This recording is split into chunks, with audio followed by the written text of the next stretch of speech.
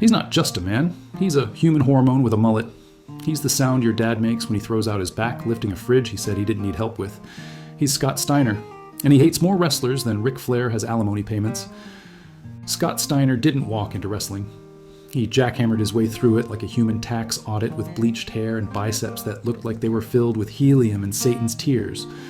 From his early days as one half of the legit-as-hell Steiner brothers, to his solo career where he morphed into Big Papa Pump, the man's journey reads like a roid-fueled Shakespearean tragedy if Hamlet replaced monologues with flexing and shouting about fat asses.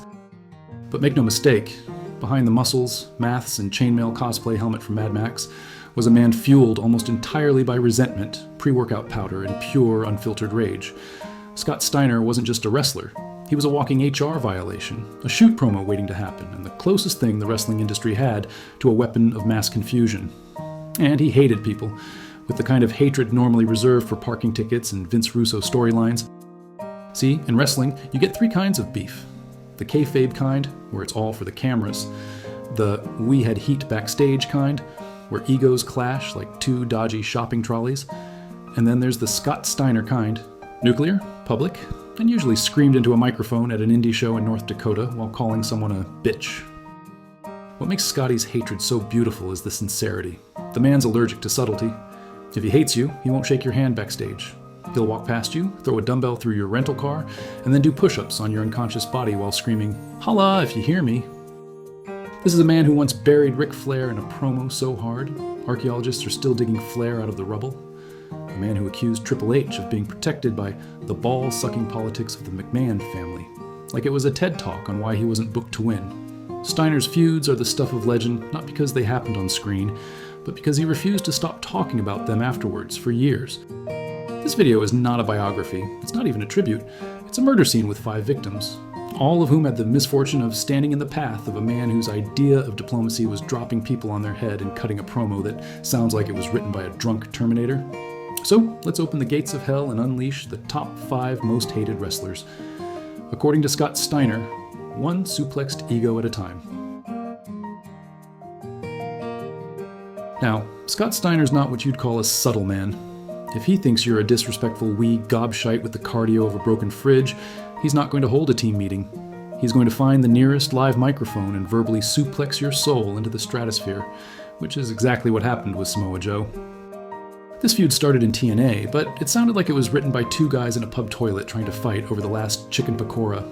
Steiner, already in full Big Papa Pump mental mode, took issue with Samoa Joe's shoot promo about wrestlers who paved the way being disrespected. It was supposed to be a rallying cry. Joe got up at the mic at TNA Sacrifice 2007, went off script, and started shooting on Kevin Nash, Scott Hall, and by proximity, Big Papa Pump himself. Mistake. Huge mistake. Like handing a chainsaw to a toddler on sugar. Steiner stormed the ring the next week, veins looking like angry snakes trapped in a sausage casing, and cut one of the most venomous, pulsating, steroid-scented promos in wrestling history. "You fat, disrespectful, punk-ass bitch," he roared at Joe, and suddenly the angle stopped being an angle. It felt more like a murder confession. He didn't just go after Joe's weight. He accused him of having no respect for the business, no talent, and no right to speak the names of legends like Nash or Hall. It got so heated backstage that the two nearly came to blows, with Steiner later saying in interviews that if Joe had stepped up, he would have never walked again. Bear in mind, this was a man in his mid-40s threatening to cripple a legit MMA-trained badass in his prime. And somehow, you believed him. Because here's the thing about Scott. He doesn't do work. He does war. He's the type of guy who thinks bearing the hatchet means swinging it into your kneecap. Joe eventually went quiet on the whole beef, possibly because he realized it's hard to clap back at a man who speaks in promos like he's having an aneurysm in a protein shake factory. But Steiner never let it go. To this day, he'll still drop a line or two, burying that fat bastard who couldn't lace up Rick's boots. Well, if Scott Steiner is the embodiment of chaos, then Eric Bischoff is what happens when you put that chaos in a suit and pretend it's competent. To most wrestlers in WCW, Bischoff was either a visionary or a ball tickler for the NWO. To Scott Steiner, he was the reason God invented restraining orders. Their relationship in WCW started fine. Steiner was still doing suplexes and Steiner liners with Ric, while Bischoff was busy taking credit for things Hulk Hogan was already ruining. But as the years went on and Steiner got more jacked, more angry, and less tethered to reality, he started seeing Bischoff for what he was, a politics-playing kiss-ass who couldn't book a fart in a curry house. In shoot interviews, Steiner's buried Bischoff deeper than WCW's financials. He's called him a liar, a coward, and, memorably, a bitch who hides behind contracts. He once claimed Bischoff only pushed guys who kissed Hogan's arse and accused him of being responsible for the death of WCW. You let that piece of shit Hogan run the company into the ground while you stood there looking like a divorced magician. Even Bischoff's slicked back haircut came under fire. Steiner once said he looked like a guy who sells gym memberships and hits on teenagers at the food court, the kind of insult that makes you laugh while also updating your firewall. Even in TNA, years later, Steiner hadn't let go. He'd still pop off on Twitter or in interviews, calling Bischoff a cancer to the business. And you know it's real, because Steiner's not clever enough to fake that kind of sustained rage. He's honest in the most terrifying way possible. To Scott, Bischoff wasn't just a bad executive. He was a symbol of the corrupt corporate cockroaches who ran wrestling into the dirt while guys like him were out there bench pressing ring posts and shooting on live TV. You know a feud's legit when Steiner doesn't wait for a storyline. He just shows up to an indie show and starts cutting promos like he's giving a eulogy for someone he hopes dies twice. Enter Ric Flair, the so-called nature boy, a man Steiner once referred to as the biggest piece of shit in the business, a two-faced, yellow-toothed bastard who stabbed everyone in the back and still thought he was Elvis. Their beef? It was old-school poison. Steiner accused Flair of backstage politicking in WCW, manipulating outcomes, undercutting talent, and treating the locker room like it was his own personal Carolina country club. Flair, for his part, mostly stayed quiet. Possibly because you don't engage in verbal war with a man who looks like he bathes in gasoline and screams at kettlebells. In 2000, Steiner cut live promos where he said, Flair had no balls, looked like a dying rooster, and wasn't fit to lace the boots of the younger guys. Ric Flair's out there talking about tradition. Tradition is me kicking his old ass down the ramp. He once told a crowd Flair should be in a retirement home drooling into a cup instead of wrestling, and this was during a televised promo, not a backstage meltdown. No joke, Steiner hated Flair with a biblical intensity, and the best part? He meant every single word. There was no angle, no gimmick, just pure, unfiltered shoot venom from a man who thought respect was earned by deadlifting a rhino and pile-driving God.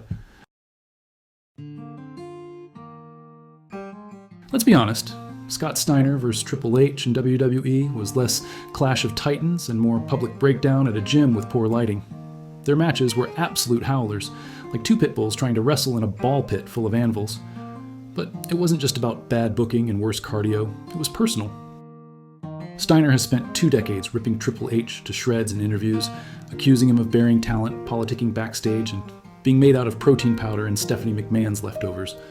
He genuinely believes Triple H held him back during their feud, sabotaging him creatively and politically. He couldn't hang with me in the ring, so he hid behind his wife's skirt. That bitch wears the pants and he licks the boots. One infamous interview had Steiner claiming Trips only got over because he was banging the boss's daughter, which, to be fair, is the kind of line you only drop when you've got nothing left to lose and no corporate lunch invites to worry about. To Steiner, Triple H was everything wrong with the WWE system. A gym bro who learned to play the game literally, marrying in, selling out, and burying guys with more talent but less pedigree. He ain't a leader, he's a geek in a suit who got lucky between the legs. Steiner still refuses to acknowledge Triple H as anything more than a protected fraud. And in fairness, he delivered that opinion with such brute conviction that even the game probably went, fair play. Scott Steiner hated Hulk Hogan like pensioners hate modern music. Loudly, consistently, and usually while shirtless. To Big Papa Pump, Hogan represented everything that made wrestling fake behind the scenes. He wasn't a worker, he wasn't a wrestler, he was a political leech in a boa, choking out talent with star power he didn't deserve. Hogan can't wrestle. All he can do is pose, point, and lie. That's not wrestling, that's fucking theater for toddlers. Their beef boiled over during the end of WCW when Steiner realized the company wasn't just being booked into the ground, it was being creatively carpet-bombed by Hogan and his ego. Big Papa Pump went on camera and torched Hogan in live promos, calling him an old bastard and a piece of crap living off his own merchandise. On Nitro, he ranted, You're not the man you used to be, Hogan. You're a shell. A fucking blown up beach ball with a wig stapled on. Backstage, the heat was nuclear. Steiner would refuse to follow orders if he thought it made Hogan look strong. He'd take interviews and say Hogan was the reason WCW died, not Vince Russo, not bad management. Hogan?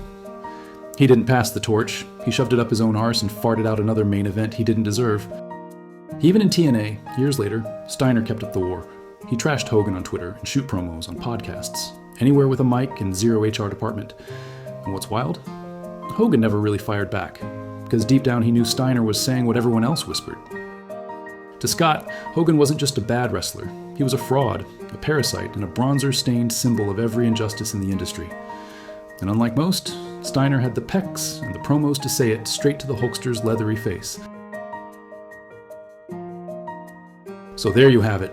5 poor souls flattened beneath the sheer gravitational force of Scott Steiner's hatred, like a cosmic squat gone wrong. This wasn't locker room gossip or backstage sniping. No, this was nuclear-level, promo-shouting, vein-throbbing fury that could turn an episode of Impact into a hostage situation. Scott Steiner doesn't do passive aggression. He does explosive declarations of war in front of confused children. Flair was a prehistoric cockroach in sequins. Triple H was the human resources department made flesh. Hogan?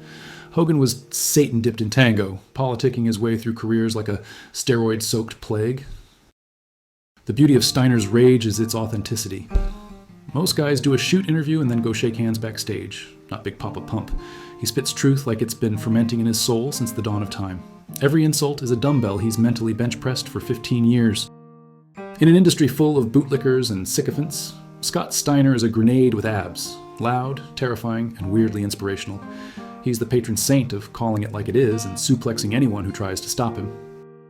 And if that's the kind of unfiltered carnage you like, then do the right thing. Hit that like button, subscribe to the channel, and ring the goddamn bell like it owes you money. We're bringing the madness every day. More promos, more shoot stories, and more wrestlers getting dragged like a Flair divorce settlement. Thanks for watching. Now go out there and tell your friends. Big Papa Pump is your hookup.